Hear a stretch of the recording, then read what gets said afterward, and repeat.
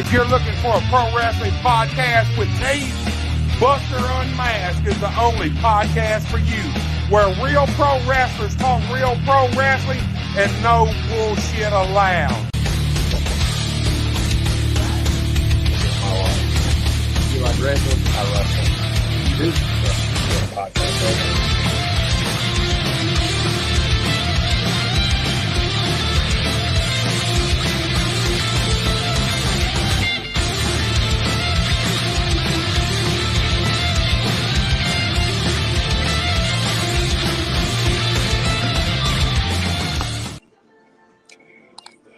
All right, guys, we're here. We're live. You're watching Buster Unmasked, and today it's all about TriStar Wrestling. And my guest I've got right now, Bad Omen, Coco Anderson, and Big Mike Jablonski. Guys, it's a pleasure to have you here.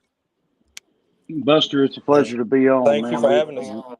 Yeah, we appreciate the time to talk about the upcoming events here this Saturday night in Hohenwald, Tennessee for TriStar Wrestling. Man, TriStar Wrestling, this is the inaugural show, right? Yeah. Hohenwald for a long time was a hotbed of professional wrestling. It was a spot town for a lot of the shows back in the day. And Hohenwald used to be a really good town. There's been a lot of other people that have come through, and over the years, there's been a lot of people that have run a wrestling show in Hohenwald, but there's not been a lot of professional wrestling anymore in Hohenwald, and that's what we're trying to get back to. We're trying to get back to the old school values and the family friendly wrestling shows that you would be proud to be a part of or buy a ticket to see on a monthly basis. We're trying to bring that back because it's something that's sorely missing in this area. Man, my favorite word out of that whole spiel was professional. That's what I like to hear, man. That's what we need more of is professional wrestling, professional wrestlers, and organized professional wrestling shows. There's a lot of so-so shows out there, man, and there's a few good ones, but we need more. We need more. Oh, definitely. There's quite a few good shows out there. There's quite a few good promotions. They're just, in the particular area that we set up and we decided to run, there was and I'm not going to call anybody out by name because I'm not going to put them over, but there were some people that wanted to play wrestling promoter and they thought they knew what they were doing, but they really didn't have a clue. And a lot of the quote unquote talent that they would use were not anybody that anybody would really want to buy a ticket to see. And like I said, we've had a lot of great up and comers that have contacted us about wanting to be involved. I mean, you saw the video intro at the beginning of the show. There's not a bad match on our card for January the 6th. The new TriStar Wrestling presents New Revolutions. We sought out the new up and comers, and there's some veterans on the card as well. You've got the headliner Chris Michaels, who is a multiple year veteran of this business. He's had a hand in training some of the superstars, the Randy Ortons, the Brock Lesnars, the John Cenas. I could go on and on about how many people he's been involved with and how many years he's been in the business. He's a veteran. We got guys like Zach Hartnell. We've got guys like Tavon Jordan, Gunslinger Cody James, who some people in the West Tennessee area and the Mississippi area may know. We've just got a lot of guys that are on the card that are professional wrestlers, and they're not just pretending to be something. They're actually that's what they're out there making their living doing, is being professional wrestlers. Yeah, man, I checked out the flyer, dude. It's a stacked card. Y'all got some talent. Chris Michaels, back in the late 90s, about 1998, 99, he used to come work some of the KAW shows in Memphis. Yeah, Chris has been anywhere and everywhere, man. He is a journeyman, and we're very happy to have him on board and be a part of this labor of love in TriStar Wrestling. We're very happy to have him. Well, look, we're going to talk about TriStar Wrestling. We're going to get into the card. We're going to talk about you guys in TriStar Wrestling. But look, before we get started, tell us a little bit about how you two guys came together and how Bad Omen was formed. Coco, you want to take this, or you want me to take the lead on this, brother? So back whenever COVID hit, all the companies were shut down, and me and Mike had talked because we worked for Pro Wrestling Mid South together, and we always sat there and we'd sit beside each other and looking like, I would like to tag with you, blah blah blah, whoop de woo, and he was like, yeah, we can do that. I like that. So when we was gonna do it, COVID happened. So the whole time we had all that time during the COVID shutdown to actually sit up and talk about it. So we end up going through names. I throw names to him and he'd tell me if he liked them or not, and throw logos to him. And it was like, we want to be different. Right. So we did it. And from there, it's not like it was something, the idea of a committee or somebody else. This was legit our idea of what we wanted to do and what we wanted to see happen from it. And fast forward, here it is going into 2024, and we're still going. Yeah. And to add to what Coco was just saying, like, there was some pushback from the powers that be. They didn't necessarily want to put us together because we were doing our own thing, respectively, singles. Right. And they didn't want to take us out of the singles. But when we're sitting next to each other in the dressing room every week, and we're popping each other, ribbing people, and Right. things that we're doing back and forth. Like, we've just got that chemistry, and that's something that's super important when you have a tag team partner. You got to have that chemistry, and it's so interesting the way that. If you can hear my daughter in the background, she's over there on her tablet. I'm sorry, I'm getting a little distracted. Dude, you're all right, man. I got a 5-year-old myself, and she's allowed to bust on screen anytime. So Yeah. But Collins is over there on her tablet. But anyway, like I say, we've got that chemistry, and it just got to the point where Coco knows what I'm thinking before I do it, or the way we work together in the ring, like we've got similar mindsets for the business, and we just kind of know what the other one's going to do. We're kind of a hive mind in a lot of different ways, and they basically told us we'll throw it against the wall and we'll see if it sticks. Well, it stuck, by God. We went out there and we did our thing, and we were one of the most hated tag teams they had up there in Pro Wrestling Mid South for a long time. And eventually we decided to branch out and go different places. But man, I enjoy riding in the car with Coco. I enjoy doing the other shows with Coco. We have a lot of fun. Just the same as we always have, just popping each other and ribbing each other, and just kind of talking trash to one another, but in a loving, brotherly way. Man, look, I'd heard the name Bad Omen. I'd heard Bad Omen, but I'd never seen you guys, never seen you live. And then the first time I got to see you guys live, man, y'all really do have a good chemistry. Y'all complement each other out in the ring real well.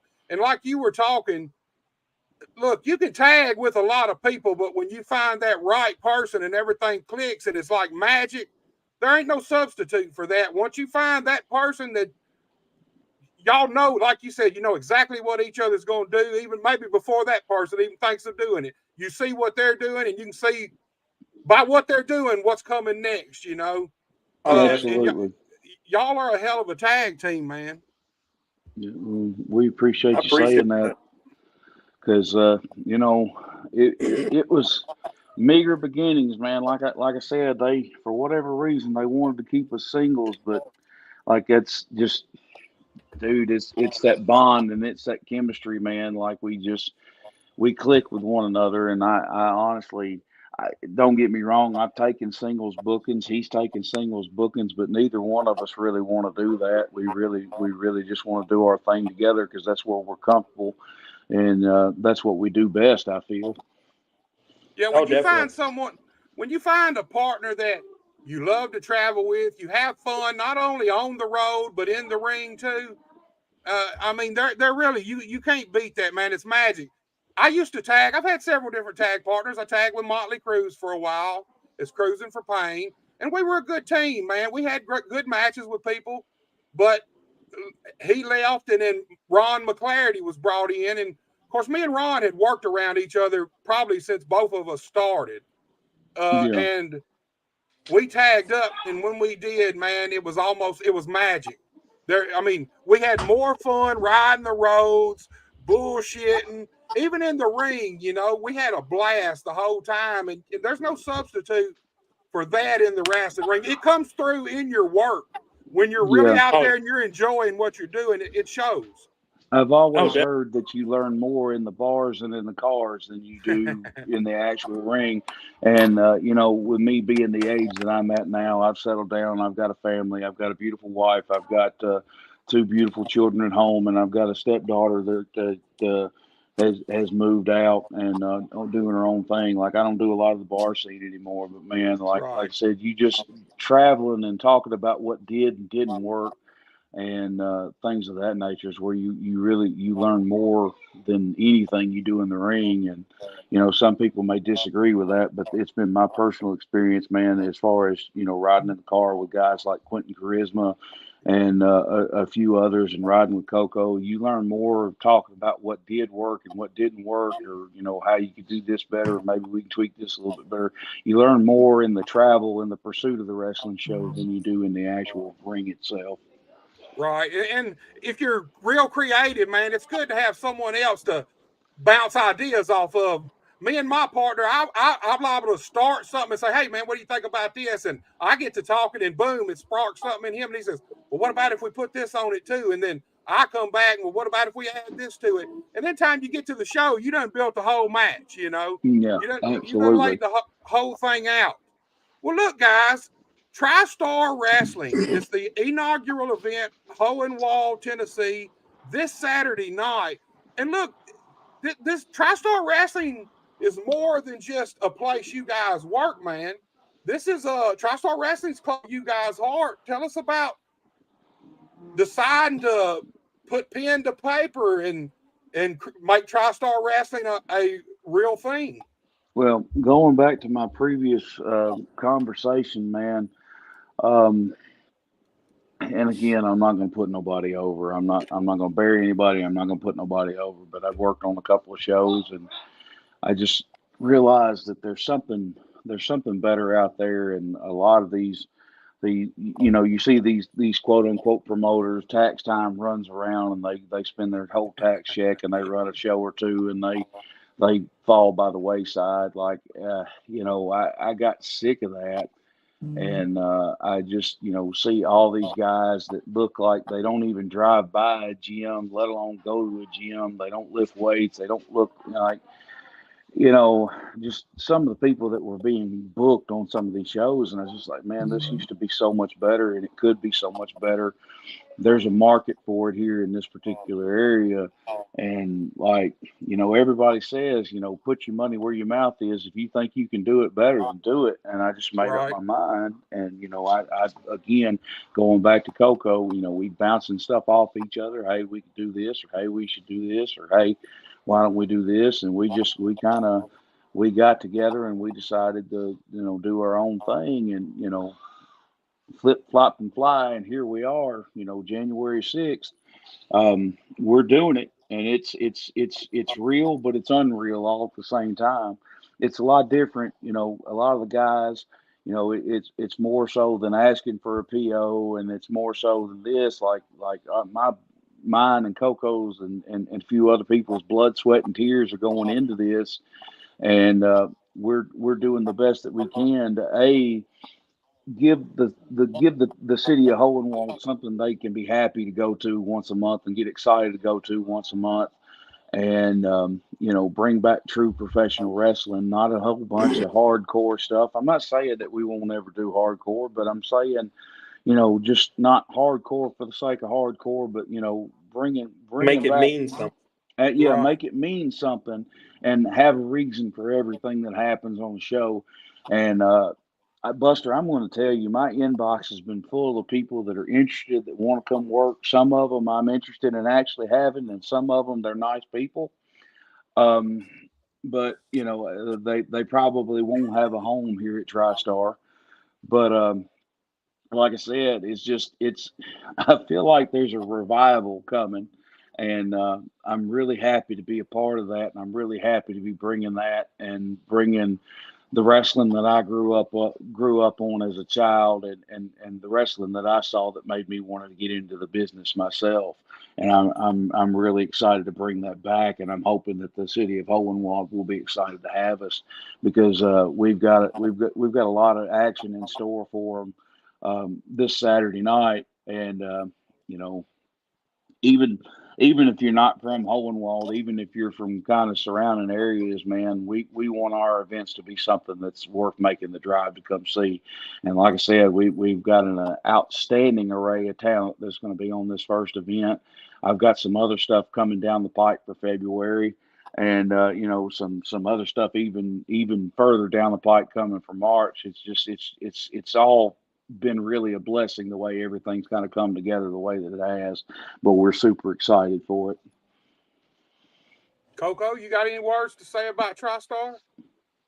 One thing about me and Mike is we've talked nonstop about TriStar since it came up that was going to start up TriStar Wrestling, and every day, me and Mike literally talk. What do you think about this, or should we do this, or what can we do this? Do you think if we did this would work? It's like nonstop bouncing ideas off of each other. It's like the business hats kick on. The business hat switch kicks on, and it's like, okay, now we got to really focus on trying to make this work, because the one thing about us is we're not going to give up easily just because. Right. That's the one thing about it, because I mean, we got, like he said, we have a locker room of guys that's willing to put in the work and do whatever they can to try to help make TriStar good. And that's the one thing that me personally, I feel that every wrestling promotion needs is a locker room of guys that's willing to say, hey, give me the ball, let me run with it. If you need help putting up posters, hey, let me help you put up some posters. Let me do this, let me do that. Because, like I said, if TriStar is successful as a whole, that means everybody that's associated with it is going to be successful. Right. And the crowd is not going to just come to see us, it's coming to see everybody that's associated with TriStar. So it's not giving me and Mike a pat on the back, or Mike a pat on the back. It's giving TriStar as a whole a pat on the back, because they put in the work. They went out there, bust their ass to give the crowd matches that they wouldn't probably see anywhere else, or getting talent to come in, because the fans will make you say, hey, okay, I want to bring in this talent, because the crowd knows who they like to see. And some are worth seeing and some aren't, like he said. Like you said, I mean, inbox is literally like, okay, yeah, this one will be good, and then this one is like, I don't know, far wise, because of the simple fact of you don't want. I'll say it. He's being nice. I'll say it. And Buster, you know me. I've said it time and time again. You got to look the part and be the part to be a part of the show. And if you don't have real gear, I mean, if you look like junk, nobody's going to really want that on the show. Yeah, I don't want shit on my show. Exactly. See? Exactly. You know, I don't think people realize how much starting your own wrestling company, dealing with booking the shows, booking the bills, advertisement, dealing with talent. Man, it's a full-time job. It is a full-time job all day, every day. Something's going on when you're running a wrestling show. And like you said, look, you might have one star, you might have a big name on, but it really takes every guy on that roster to play their part and pull their weight for the show to really be successful and be good. And I will say this, and again, I'm not going to put nobody over. I'm not going to bury nobody, but I had one local talent that he's done some traveling. He's made a name for himself, and he wanted to, when I initially started this last year, wanting to put the things together and start kind of getting my model in place. This one guy, he quoted me $2.25 to come in from Nashville to Hohenwald. And like, no offense, you're not going to sell that many tickets. Like, exactly. I don't know. You talk about dealing with the talent. Like, you should be able to draw double the amount in paid fans that you're asking for, because otherwise there's no reason to attempt to bring you in, because the promotion's got to. It's a business. The promotion's got to make money. the talent's got to make money, but most importantly, the promotion's got to make money to be able to pay the talent, and the talent's got to be able to draw what their asking price is at least.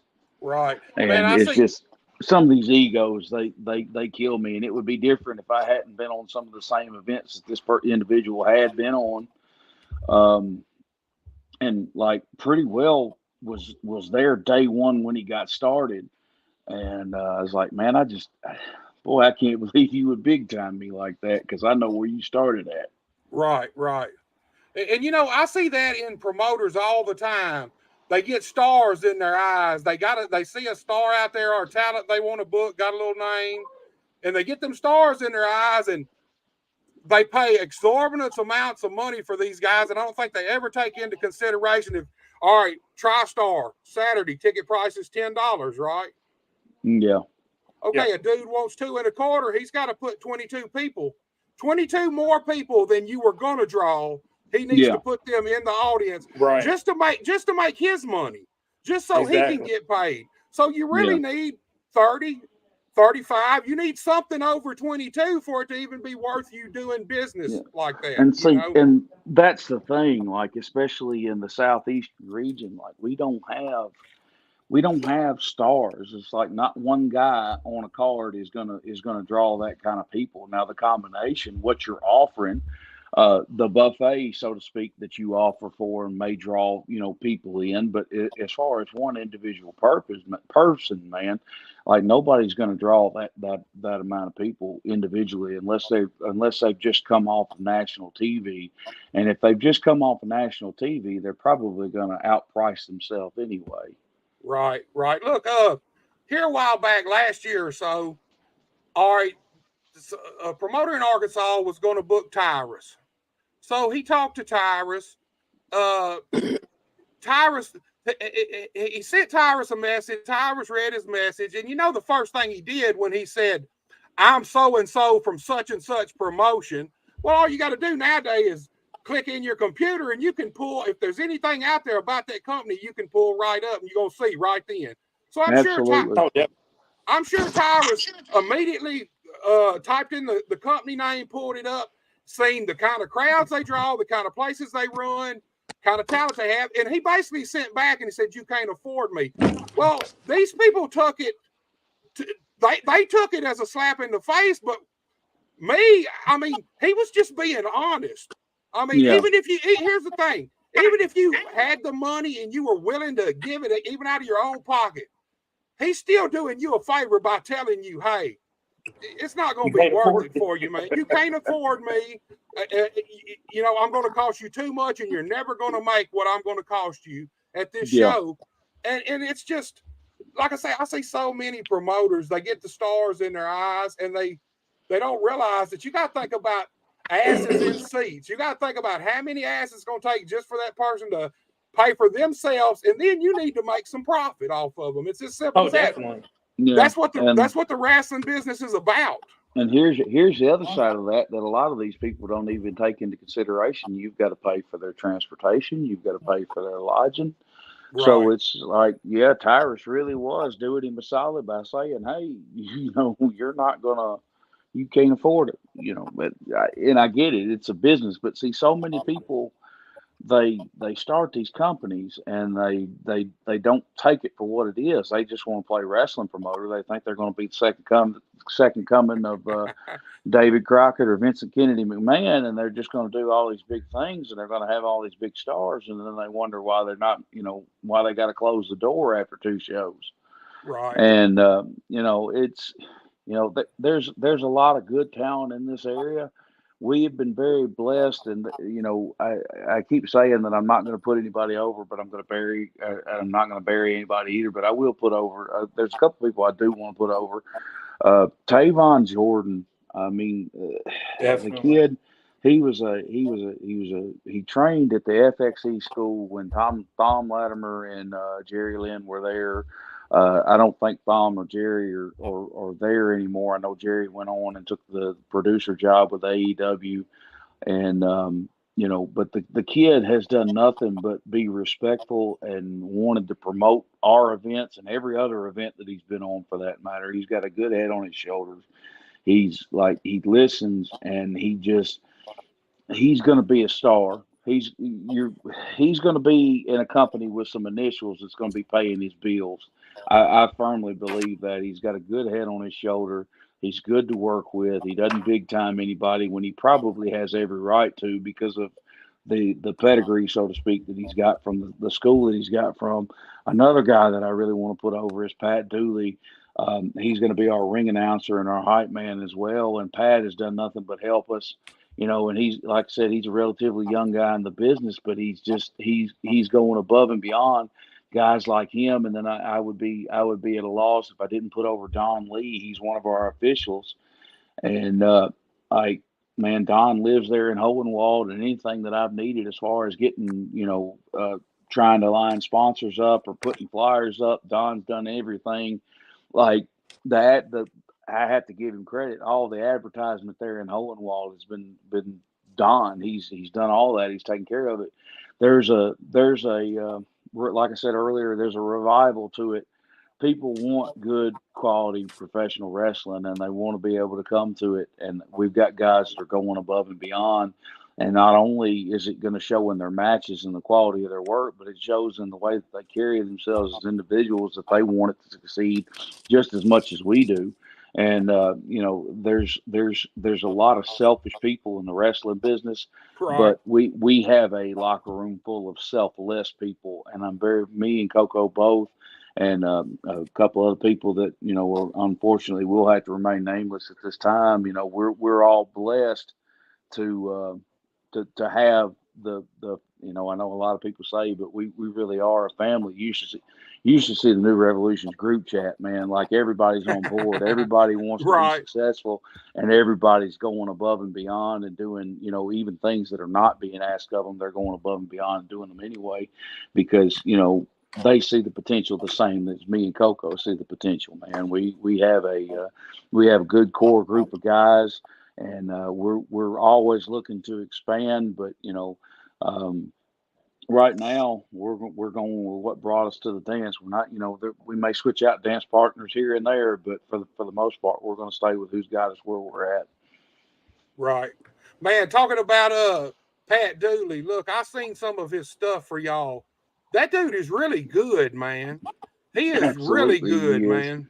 Oh, definitely. Absolutely, he is, man. He just and me and Coco, the first video, and he did a video for the other promotion that we were associated with before we decided to do our own. And me and Coco, we were in a dressing room, and I want to say TIWF around that time. I've been hit in the head a lot over the last 20 some odd years, so I may be a little sketchy on the timeline. But I looked at Coco, and Coco looked at me, and we were looking at each other, and we both were like, man, this is a real, and I hate to put over the major company, but this is a real old school 80s and 90s WWF feel of this news report that he's got going on, and it takes me back. And again, the nostalgia is really big with me. Like, I like being a part of things that make me remember the old school WWF, make me remember the old school NWA, and that's. You remember when Mean Gene Oakland used to do the news center? Yeah, right. Yeah. That's what it made me feel like, and I was like, oh yeah. I'm like, I like it. It popped me because I was like, that's something that you don't see. Like, you get promotions that actually they put over their shows, the announcers or whatever, their commissioners put over the show, but to actually have the old school graphics while you're actually talking about it and they're playing right here beside you and you're not having to do anything. And it's like, that's the thing that makes you pop for it, because it's like, okay, this company is really investing their time into this show, so it must be something special about it that's really making them do this. Yeah, it's just investing. That's what we're trying. It's like a lot of people don't invest into the company. I mean, yeah, you can spend the money on a big name, but after that big name's gone, you're still going to have your same core group of guys there that's going to still be carrying your show. Yeah, we got to work here next week. Exactly. Right. That's what I don't think a lot of people understand that either. Guys, man, look, I've seen a few people with a lot of money, hundreds of thousands of dollars, get in the wrestling business and decide they're going to be a promoter, run wrestling shows, get TV, 3-4 months, they're shut out and they're broke because they just don't understand the way this business works. They go spend this money and they think it's going to come right back. Like you say, you spend money on these names. Once they're gone, you've got your crew right there. Those are the guys you need to invest in and build up so they draw your house. And then the name is like little icing on the cake sometimes. But you have got to build your crew because they're the guys who's going to make the fans buy the tickets week after week after week, month after month. I look at it like this, Buster. You just hit the nail right on the head.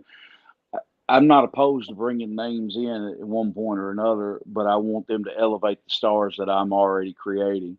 So them being in the ring with that name individual elevates the stock of the guys that I'm going to have at the next event next month. Right, definitely. Right. Well, look, guys, we've talked about TriStar, talked about y'all. I think we need to get into this card, man. Y'all got a huge card. You got 3 main event matches. All 3 of these matches are main event matches. Look, I got a little graphic. Let's pull it up. And I've actually got some promos too. So we'll start with the feature match. I think it's going to be Austin Wright taking on Michael Maverick. Let me pull this graphic up and we'll so the people can kind of see what we're doing here. And let's kind of start running through this and promoting this show. Yes, sir. Hold on, guys. I'm new to this shit, so card subject to change. There you go. There you go. Card definitely subject to change. Hey, maybe we ain't gonna show no clips. You know what I mean? I mean, it is Look, what man, it is. like I said, We'll your feature match at the bottom of the card. There is. Yeah, Michael Maverick is. You got Austin Wright taking on.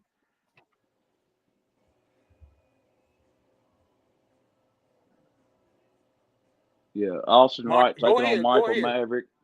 Yeah, and then we've got our grudge match. It's me and Coco Anderson, known as Bad Omen, taking on Johnny Bandana and Ryder Anderson.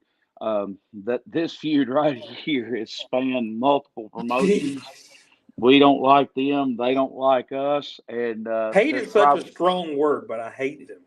Yeah, no, I really don't care for them, but it seems like every time we get in the ring with them, we make more money. So I guess we'll keep fighting them. And then you got the 4-man tournament. Tavon Jordan, the new era Tavon Jordan's going to take on the gunslinger Cody James, and the headliner Chris Michaels is going to take on the exception Zach Hartnell. 2 really big matches right there, and the winner of those 2 matches are going to face each other in the main event to crown the inaugural TriStar champion. So there's not a bad match on that card. No, it's full of talent. Look, like I said, I've got a promo. A few of these guys in the main event have had some words, man. Y'all want to start out with Trayvon and see what Trayvon had to say? Absolutely, Buster. Whichever one you want to play, we love to have the press.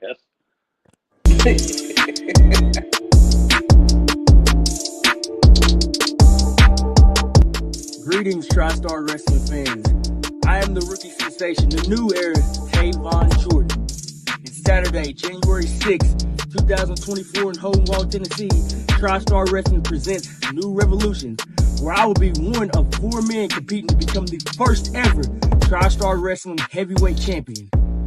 But in order to get there, I gotta go through one man, the gunslinger Cody James. Now, Cody, I've been studying and watching you very thoroughly. I know that you'll do whatever it takes to get to the top, but also I've seen a sign of respect from you. Hopefully, when we have our bout, I get that second version of you. But just know, no matter what, I'm coming at you, and I'm coming at you hard, because this is my destiny, this is my goal, this is my dream. And I will be the first ever TriStar Heavyweight Championship. Now, to all the fans, show up in your merch. Let's get loud, because come January 6th, you're looking at the first ever TriStar Wrestling Heavyweight Champion, the new era Tavon Jordan. See you there.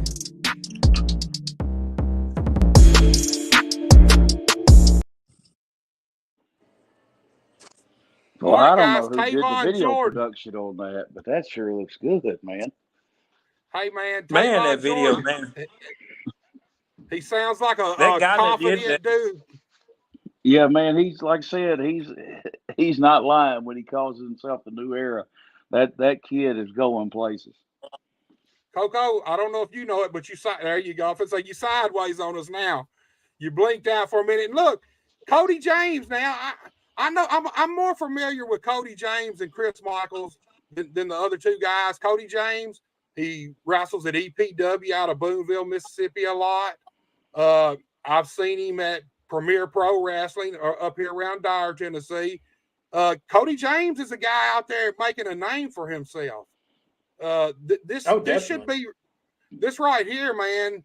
Which one of these guys has the most experience? You guys know both of them. I don't know either one of them personally. Which guy has the most experience? As far as between Tavon and Cody, it's going to be Cody. Cody, okay. Yeah, Cody. Yeah. He's out there. He's been doing it big at EPW, man. Like I said, Tavon's young and he's confident, man. And you know as well as I do in the wrestling business, confidence goes a long way. It just simply does. If you're unsure of yourself, you go out there and get yourself hurt. That's for sure. Right. Well, look, let's hear what Cody had to say about this big match coming up and this big title tournament for the very first TriStar Wrestling Heavyweight Champion, man. 4-man tournament. Dude, I like tournaments like that. I don't like tournaments that are super long. I like this right here. You can get it in one night and you don't burn your fans out. You don't wear them out by the time you get to the main event. Well, look, Cody had some words. Let's check this out.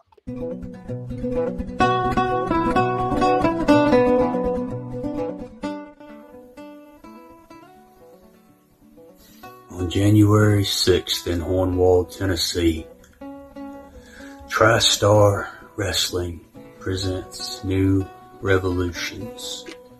I'm told there's a tournament to crown the inaugural TriStar Heavyweight Champion. I've also been told that in the first round of this tournament I am going against Tavon Jordan. Well, Tavon, I've been following you for a little bit. You are a very talented, very athletic, up-and-coming star in this business. You're real fast.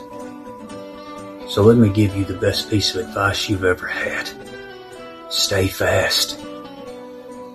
As a matter of fact, if you slip up, if you hesitate, or if you even stop to catch your breath for a second, I'm gonna kick your teeth into the front row. You're real popular. Promoters, fans, the boys. Real popular. Some might even say that makes you a little bit of a hero. Well, I'm the gunslinger's son. I ain't nobody's hero. And I want you to understand that this is the real world. And in the real world, evil can win. And heroes die. I'll see you soon.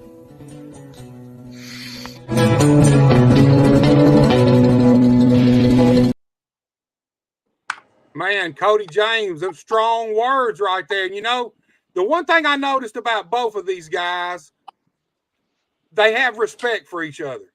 You can tell that in their words, in their demeanor. They have respect for each other. But Cody James, man, they don't call him the gunslinger for nothing. He's coming. He's coming for the title, it sounds like. Absolutely. Oh, definitely. I'm gonna go out on a limb. I'm betting on Cody. Well, I was gonna ask you guys for some predictions. I'm betting on Cody. I'm betting on Cody because I know Cody's gonna do whatever he got to do to get the job done. All right, Big Mike. Coco's got Cody. Who you got in that match? I'm looking at the exception, Zach Hartnell, to be completely honest. As far as the overall tournament, as far as Cody and Tavon, man, it's hard. It's hard to make a prediction. You know, the experience is going to go to Cody, but the fan support, you know, is going to go to Tavon. The confidence is going to go to Tavon. It's a hard pick to make, but I'm going to go with Tavon. Tavon. Well, look, you got the second qualifying match, which is Chris Michaels versus Zach Hartnell, and I don't think there's no question. Chris Michaels has the most experience in this match of any of these guys, hands down, 100%. He's got the most experience on this roster. I was thinking the same thing. He's been in the ring with a who's who of the professional wrestling from A to Z. You name them, he's been in the ring with them. He's beat a good majority of them too. You cannot sleep on the headliner in this tournament at all. No, he's been around forever, man. Like I told you before we went on the air, back in late 98, 99, he used to come do some of the KAW shows around Memphis. Man, yeah. He's worked for Burt in countless different promotions. I mean, he's did some work for the USWA, if I'm not mistaken, when he first broke in the business. Absolutely. You know, not Cody, but Chris has got tons and tons of experience. And that's one thing in the wrestling business that's hard to overcome. When you got the kind of experience he's got, man, he's kind of at a whole different level than some of these other guys because, man, he's seen it all. He's seen it all before. And a lot of those dirty tricks some of these guys come up with, he probably has invented them. Right. And look, Zach Hartnell, he actually had a few words now. Let's take a listen to his words, and you can tell me a little bit about Zach.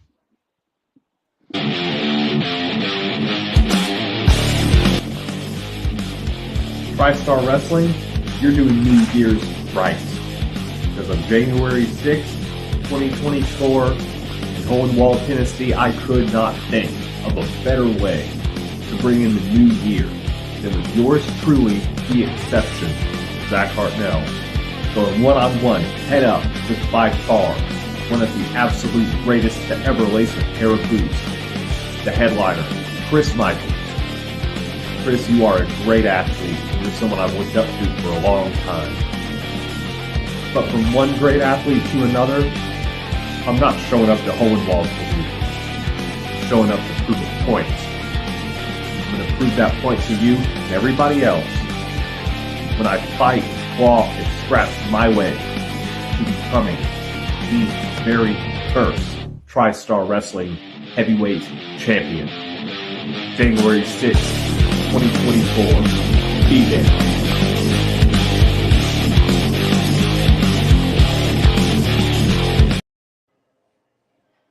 All right, man, Zach Hartnell, another super confident dude, man, and he's got his eyes set on winning that TriStar Wrestling Heavyweight title. Tell us a little bit about Zach, you guys.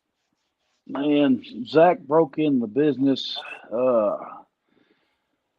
I forget how long ago he broke in the business. It was in the mid-2000s, I want to say. I don't know the definitive. Again, going back to our previous conversation, I've been hitting the head a lot over the last 20-some-odd years. But he trained at Tony Falk School. Tony and LT Falk trained him in Stadium Inn in Nashville, Tennessee, when USWO was still running there. And I had a hand in a little bit of his training, not a lot, but just kind of critiquing little small things here and there. And Zach is a good dude, man, and he's worked hard. He's done a lot of work with WWE over the last few years. You talk about being television ready. He's one of those guys that keeps himself in peak performance shape at all times. Zach is the real deal, man. He's another one of those guys. You best not sleep on him. He may not have the experience of a Chris Michaels, but he's got about 10 or 15 years of experience of his own. And he's been out there. He's been running the roads, making the towns, and, you name it, he's been there. And Zach is one of those guys that you can't sleep on. They don't call him the exception for no reason. Well, you mentioned him being trained by Tony Falk. I was actually trained by Tony in Nashville at the fairgrounds. Tony and Jeff. That's who I was trained by. Tony Falk, man, is a man. He's probably he's one of the hidden gems in professional wrestling all the way around. I love Tony. I love Tony to death. I love LT to death. They're my two of my favorite people in the wrestling business, just specifically for one reason and one reason only. And they both do it. They both talk in promo, regardless of whether or not they're in front of a camera or not. It's the same. Well, let me tell you something, and da da da, slaba da da da da. I love Tony and LT. I wouldn't try to do an impersonation of either one of them because I wouldn't do them justice, and I wouldn't want to insult anybody. But I love Tony and LT tremendously, man. I remember when LT first got started, he was wrestling in it's a church now, but it used to be called the Grand Slam in Columbia, Tennessee. And I remember when he was a young kid coming in this dressing room, and boy, I tell you what, that's another one that's come leaps and bounds, and he's got a pedigree because if your father's Tony Falk, you got nowhere to go but up. And like I said, he's had more experience. He's another one that I would like to bring in at some point to TriStar. Him and Miss Rachel both, if I could, get the stars to align and the schedules to work out. Yeah, man, I love Tony. Look, every so often we go out to Jared's house, the big house, and train on a Sunday when something was going on in the fairgrounds. And Jeff would keep you on a strict, like it was strict. You did what he said, but if Jeff wasn't around, especially if we went out to the house, the ring it was outside by the barn, but it was on about a 40-degree angle. So you're running spots and you're running uphill and downhill and sideways. But the thing I loved about Tony, once he kind of seen that you were getting it and stuff, the guys who had been there a while, and he kind of had an idea, well, these guys are probably going to make it in the business. Jeff wasn't around. He'd let us try stuff that Jeff wouldn't let us try, Yeah. Power slams and suplexes off the ropes, different stuff. Love Tony. The first time I ever met Tony, me and my brother got out at the fairgrounds, and we were about 10 minutes late. So when we got out, you could hear the guys taking bumps in the ring all the way outside the building. You could hear the ring just blaring. And we walked in, and Tony kind of come over. He got out of the ring, come over to us, and he give us the shake. Well, obviously, we don't know nothing about that. So he gives us this shake, and I know who he is, man. I know who he is. So we tell him we're here to train and all this. And he said, well, you can go here and change. Go in the bathroom. And me and my brother go in the bathroom. And the first thing he says, man, what's wrong with that dude? I'm like, what are you talking about? He said, did you see that little limp handshake he gave us? And I'm like, dude, you do know who that is, right? I said, that's Tony Falk. He goes, that was Tony Falk? Look, he loves Tony Falk. He watches wrestling like I do, but he just didn't see it, I guess.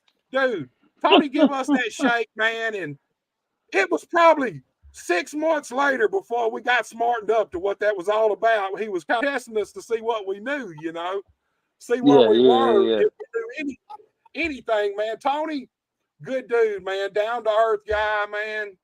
I love Tony. Good dude. One of the best trainers out there.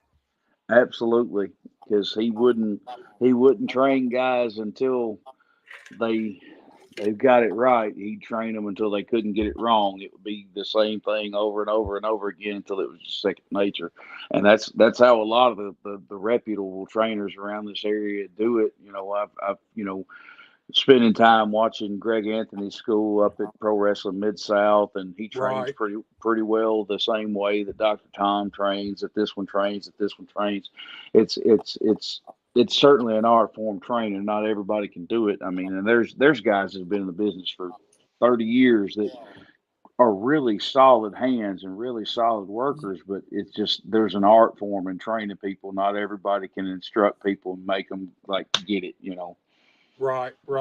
Well, look, Jerry Jarrett told me when the first time we ever talked to Jerry Jarrett about coming to train, the first thing he told me was, look, some guys get it right off the bat. Some guys, it takes a little bit. And other guys, no matter who trains them or how much they train, they never, ever get it. And in my experience, I found that to be, over the years, I found that to be 100% true, man. I've seen guys that train, they put in all the time, but just something never clicks for them in their head or whatever. They never get it, Absolutely. you know, it ain't just something everybody thinks they can be a wrestler until you get in there and start doing it. And then you realize, oh, you had me thrown off, dude. Then you realize that, hey, there's a hell of a lot more to this than what you think. And people, I've seen so many guys come into the training school one day, take a few bumps, and you never see them again. You can tell right off the bat it ain't for them. You know, Yeah. It's funny. It's funny when you get to when you're at a show, and fans look at you and say, "Oh, I can do that. I ain't doing that." I'm like, "Well, get in here and try it and see." Oh yeah, 3 bumps Then later, they they're get done. ballsy and they get in there and try to do it. They take that one bump in the ring. They're like, "Okay, no, I'm good. I'm done. I'm out." Like, Yeah. but you said it's easy. Tracy Right. said it best, man. Tracy Smothers said it best. Every bump that you take, just the basic ones, is the equivalent of being in a car accident at 25 miles an hour, and they just go. The speed gets faster the more complicated the bump takes. It just are the throne of a wrestler is nothing more than a wheelchair. You're throwing a perfectly good body away, and my son has I'm glad talked you're to giving me. yourself a wheelchair. Yeah. You're giving yourself a wheelchair. I'm giving myself a freaking bed because I don't think I'll move. Remember, Yeah, I'm doing all the bumping here now. Come on now. Yeah, tag me Tag in on the heat, brother. tag Tag me, me in on baby. the Hot heat. tag me. But no, my son's talked to me, a couple times about getting trained, and I told him, no, you're not going to do this. You're going to stick to your basketball. You're going to stick to your football. You don't. I don't want this life for him. Right. It's hard life, and it's an unforgiving business. It's an unforgiving life, man, of a wrestler. It just is, man. It's sacrifice, sacrifice, sacrifice in the hopes that you make it. And, depending on if you make it or how high you actually make it, a lot of times it's more sacrifice than anything else for you. But when you love something like that, and it's something, from my experience, most pro wrestlers fell in love with wrestling since they were young, and that's all they ever wanted to be. You do have your few that kind of fell into it, but overall, I think most of us, there was something about it that captivated us. The minute I saw pro wrestling at 4 or 5 years old, that's all I ever wanted to be in my life was a pro wrestler, ever. Only thing. Yeah. That's like me. Go ahead, Mike. Go ahead. I'll make my point here in just a second. Go ahead, Coco. So like Buster, I've been on your show with you before, and I've said it before. For me, it was the young age of 4 or 5 years old, going to the Mid-South Coliseum when wrestling was at the Mid-South Coliseum. And before I ever knew what WCW was or WWE or the NWA was, is all I knew was Memphis wrestling. That's all you knew. Like, you made time on a Saturday morning at 11 a.m. to watch Memphis wrestling. And when you go to the Coliseum, that's what hooked me. Like, my granddad took me after baseball games on a Saturday, putting over Dave Milliken whenever he had AWA in Brighton, Tennessee, close to me. My granddad would take me there, and there I saw Derek King when he was young, starting out. Motley Cruz was there, and Danny B. Good. Those were the 3 guys that I remembered from my childhood, really, that actually, that I saw then, and it's like, oh, wow, this is what I want to do. And growing up, as a kid, your parents are going to tell you, no, you're not going to do that. No child of mine is going to do that. And then turn around when I started doing it, I was raised old school by my grandparents. So it's like, no, you're going to do sports. You're going to do this. Like Mike is with his son. And it's like, but I'm like, the more I watch it and the more I see them do it, I'm really eager to want to do it. So when I started doing it, when I started doing it, it was like, okay, it's like an addiction. I was like, okay, I can't get enough of it. Let's go. Yeah. No, my moment was I was about 5 years old, and it was the episode Superstars. My mother had taken me over to a friend of ours' house that was going to start doing like the babysitting or whatever. And the father that lived in that house was watching an episode of Superstars, and it was the episode that Hogan had made his triumphant return from after Earthquake had sat on him or whatever. And it was that visual of the shirt and the cross and the locker and the door shutting. and then him coming out to the ovation, cutting the promo after, you know, he had been gone for whatever. You know, I didn't know anything about him being gone to cut a movie or whatever. He just, I thought that man had almost died, you know, this huge 500-pound man had sat on him or whatever. I was like, but I just remember thinking to myself that, man, I want to be able to have that kind of reaction with people. Like, I just want somebody and I was hooked on it ever since. And then it didn't get any better when I used to go over to my grandparents' house on the weekends, and my mother would do my grandmother's hair because she was a beautician at the time. And I would sit and watch the USWA on Saturday morning in the living room with my grandfather. And that was just those memories I will never forget, just sitting down and watching wrestling with my grandfather. And those were the two memories that I've taken with me. Now, granted, I've never, you know, when I was in a lot better shape about 20 years or so ago, I did have that adulation from the people, but it's a lot easier to make people hate me these days than it is to make them love me. But just the being able to pull the puppet strings and make people react to certain things. And a lot of guys, Damian Wayne said this earlier in the week, and it really made a lot of sense. You know, there's a lot of guys that talk about being able to work the crowd, but they have no idea what any of that even is. They've never experienced it. They can only imagine what it's about. But there's been a few times where I've actually been able to, and Coco will tell you, you know, that even us working together, we've been able to, you know, to do that. And it's a special feeling when you see people that have, you know, they've got their family there with them and they've paid their hard-earned money to see you do what you do, and then you get that reaction out of them. It's probably worse than heroin. I'm going to be honest with you, and I don't mean to make light of anybody's addiction, but it's just it really is. It's a feeling that it's hard to duplicate, and once you get a hold of it, and once you get them, it's unlike anything else. Yeah, and I don't think you ever, if you've been in it and you got in it, man, and you love it, I just don't think you ever get it out of your system. Look, I stepped away in 2002 till 2006-7, come back, ran a company in Paraguay for about a year, stepped away again till 2009, made a little comeback. And then when I came back 2009, I just wasn't into it, man. When I came back, had a few matches, and it wasn't there no more for me. I wasn't in the right frame of mind. And then I had not been in the business at all until 2020 when I started filming. But I never ever lost that bug. You know what I mean? Yeah, it stays with you. Oh, definitely. Never had. No matter how long of a break you take from the business, you're going to always have that itch, especially when you get that call for that booking and you take that first bump. You're like, okay, I'm back. Well, you know, I'm like Mike, man.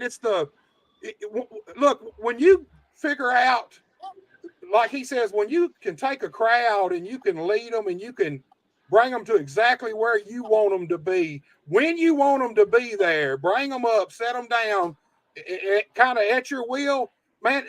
To me, that's the real art of wrestling. The moves and all that are just byproducts. That emotion, man, is what connects wrestling fans with wrestlers. You have got to have that emotion to connect with them. Everybody cracks jokes on me because I like Dusty Rhodes. And I'm sorry, but Dusty Rhodes was one of those wrestlers for me that could make you feel. And before he even got in the ring, he could make you feel in his promos what he was saying. And it made you feel like you were right there with him. And he was sitting there talking to you face to face and letting you know what was going to go on. And it's like, okay, I believe you. Let's go. Right. I got your back. You know, that's like Dusty Rhodes is literally one of my favorite wrestlers. So I will put it out there. Dusty Rhodes is like one of my favorite wrestlers. Promos, in-ring work-wise style. I mean, he wasn't the best, but I mean, he did what he did to get his point across. But, yeah, man, him. Oh yeah, definitely. Dusty was look, Dusty. First of all, you don't get no better gimmick. There ain't no better gimmick than the American Dream, Dusty Rhodes. I mean, think about when he come up with that, man. That was like magic immediately. But then he personified that. That it wasn't like it was something made up. That's kind of a part of who Dusty Rhodes really was anyway. You know, it had to be. And I think that's what's wrong with a lot of the wrestling today. A lot of guys now get in the business and they go out there and they worry more about pretending or getting a gimmick and pretending to be something else instead of taking parts of their personality that may be marketable and kind of dialing them up, because that's the reason you love Dusty Rhodes is because he was a character. He wasn't an invented character. He was a character himself. Jerry Lawler the same way. Randy Savage. So many other guys. You said something. Go ahead. I'm sorry. Coco. No, you're good. Go ahead, Coco. No, you said something. You said something just then, and like Mike said, you hit the nail on the head. They had personality. A lot of guys nowadays don't have the personality of a toothpick.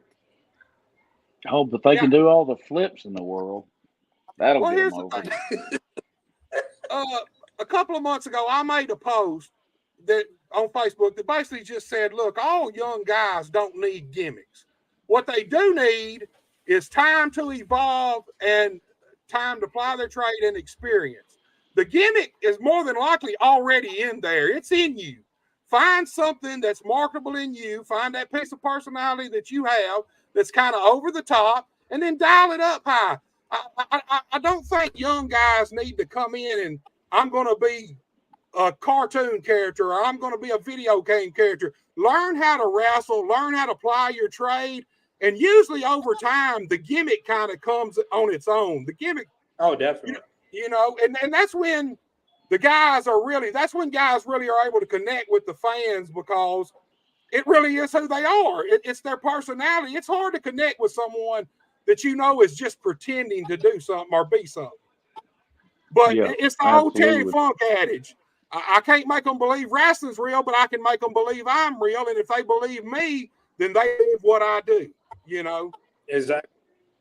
Guys, I tell you, there's a guy by the name of Lone Star that worked in this area, and he had some of the best advice that I have ever heard. And you know, you can have a card full of matches that they're not really sure, and then you can have one match on the card that I don't know about the rest of that stuff, but that was a fight. Like that's what's missing. That mindset is what's missing from a lot of today's wrestling. Let me ask you something. You mentioned Lone Star. Is this a big blonde-headed dude? Yeah. About 7.5, 8 feet tall, and at one point he was about 380, and he got down to about 275 at one point. He's a real, he got himself in real good shape. He's not. I don't think he's working anymore. I talk to him every once in a while. Well, look, back in the mid-late 90s, there was a guy named Lone Star. It's got to be the same guy, being as big as he is, but he used to work for Moondog in Osceola, Arkansas, and he actually tagged with Moondog as a Moondog for a few times. I don't think they ever went on TV with him, but just around the territory, he was a Moondog for a little while if it's the same guy. Yeah, possibly could be, because they fit the same description. Well, look, guys, we're fixing to have to start wrapping it up, but look, I've got another graphic I want to pull up, and I want you to promote your show, ticket prices, everything. I've got it. I've got a graphic with it wrote on it, but I want you to promote it so people can hear it too. Yes, Let me pull this up, guys.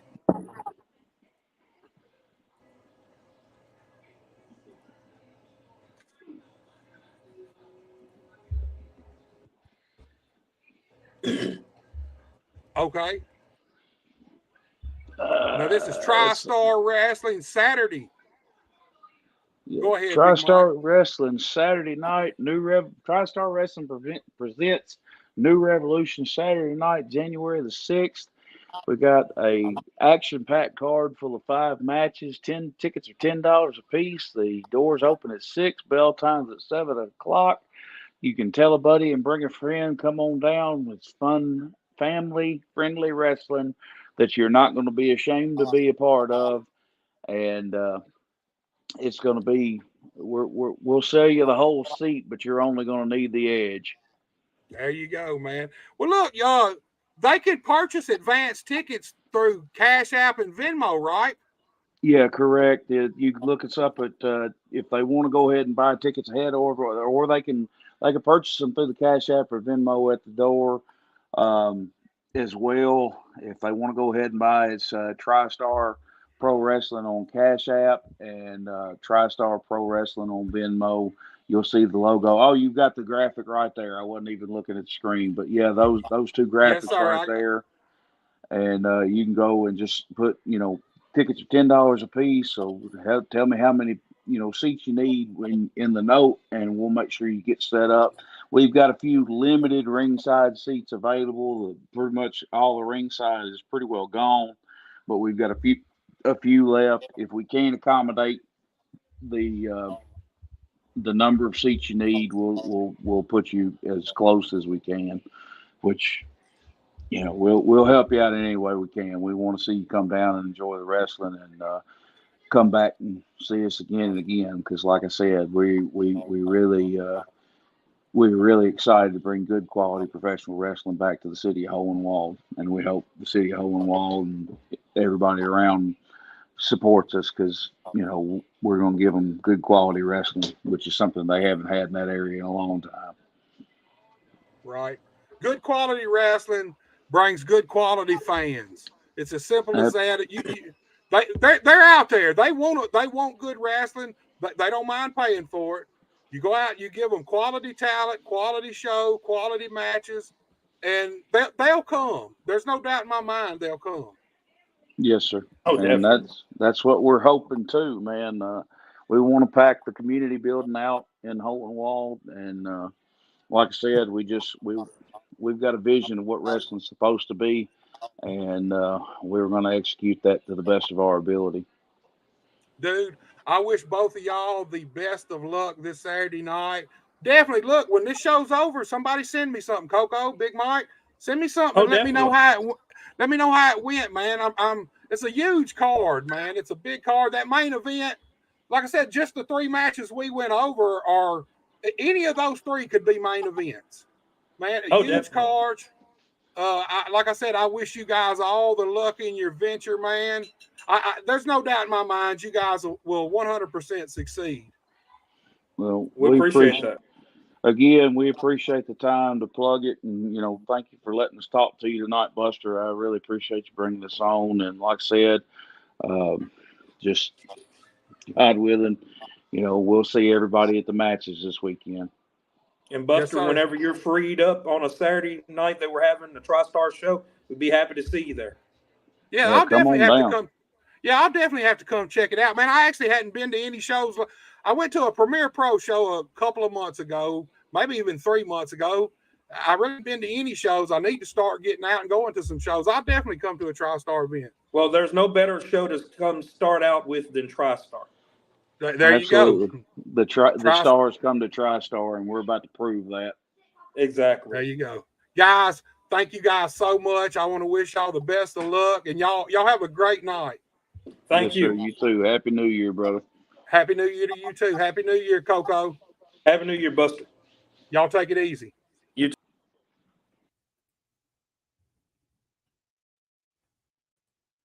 All right, guys, you seen it right there. TriStar Wrestling this Saturday night, Hohenwald, Tennessee. Do not miss it. It's a huge show. They've got a 4-man heavyweight tournament to crown the very first ever TriStar heavyweight champion. Going to be one hell of a card. Bad Omen, the guys that were just here, man, they've got a big grudge match coming up with Ryder Anderson and Johnny Bandana. These guys don't like each other. You heard it right there. They said the word hate. And then the feature match of the night, Austin Wright taking on Michael Maverick, another one. That's going to be a barn burner. Guys, thank everybody for watching. I appreciate y'all. Next week, Monday and Tuesday, 7 p.m. Monday, Buster Unmasked is back at 7 p.m.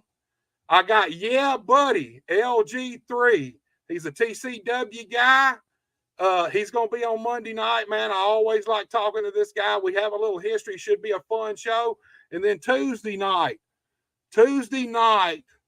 7 p.m., I got Dorian Vane, MCW out of Osceola, Arkansas. He's been on Memphis Wrestling, EPW. He's one of these guys. He's out there making a big name for himself. Do not miss either one of those shows. Thank everybody for watching. I appreciate y'all. If you're looking for a pro wrestling podcast with teeth, Buster Unmasked is the only podcast for you, where real pro wrestlers talk real pro wrestling and no bullshit allowed.